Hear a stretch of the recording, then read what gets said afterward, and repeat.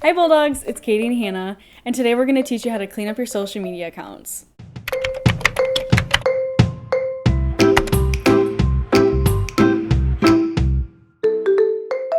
So cleaning up your social media is actually a lot easier than you think it is. It's a lot of common sense practices. Like, for example, making your account private. So that way others that you don't want to see your account can't see it. If it's set to public, I mean, then obviously anybody can see it. Your employers, your teachers, anybody.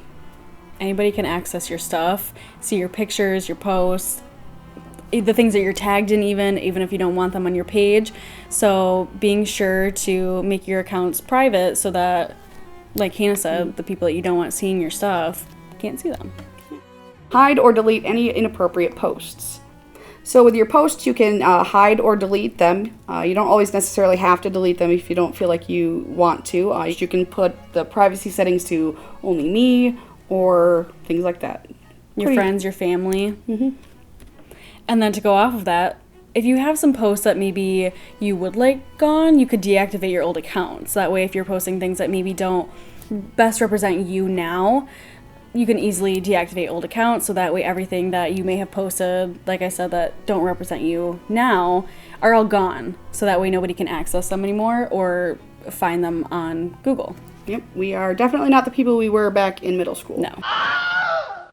Speaking of photos, make sure you're adding the right photos to your social media sites. Make sure they're appropriate, things that you're okay with people seeing. And like I said earlier, that better represent you now. Add a professional bio to your page. Let those potential employers see who you are, where you're from, where you graduated for, what degree you got. And that can mean on Facebook you could put where you worked at, where you currently or went to school at and graduated from, and then maybe if you have a job now, where you work at now. Like a baby resume. Make sure you edit your handles and all your URLs for anything that is associated with your name. You want to make sure that they're appropriate and not anything crazy. Like we wouldn't want hot dog 72 as your handle. I don't think an employer would be too impressed by seeing that. No.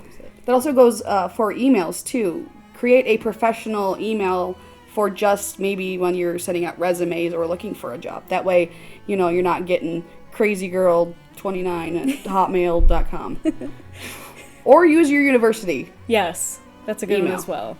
Always adding your name into your email is probably the best idea.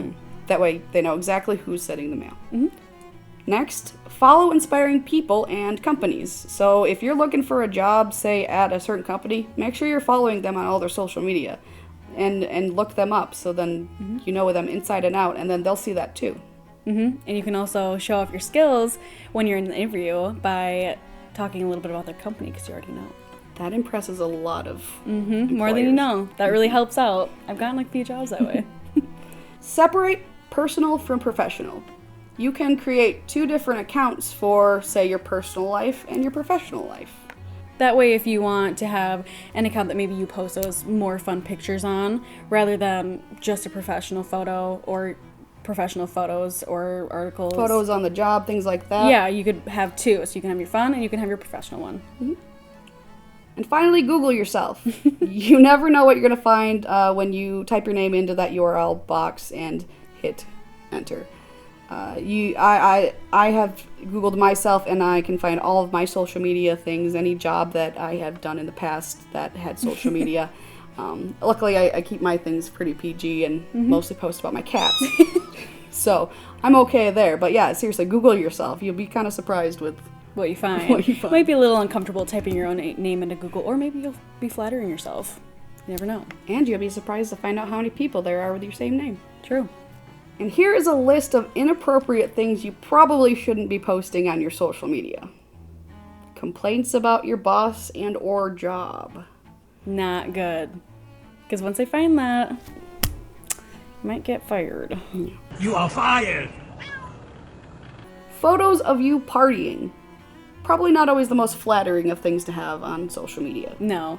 Posting tasteful photos are always the best way. Like I said before, posting pictures of you drunk, out at a bar, or at a party just isn't what employers are looking for right now. And plus, like, those are great pictures to have in your camera roll or maybe on that private account, but not on your active account or your professional account where employers and family and friends can see. Don't post vulgar and violent language. Employers don't want to be seeing you posting the F-bomb everywhere. No. And if you've ever had tweets that maybe have had some swear words or some vulgar language in them, you can always go into Twitter and type your user handle in, and then whatever word that you want to see, if you've ever had a tweet in or retweeted in, you can go and do that and then find all those tweets and delete them. Yep. So, just a food for thought. And finally, try not to post relationship or personal issues on your pages. Please don't be a Karen. I beg you. No offense to Karens, we love you. But if you know, you know. Don't do that.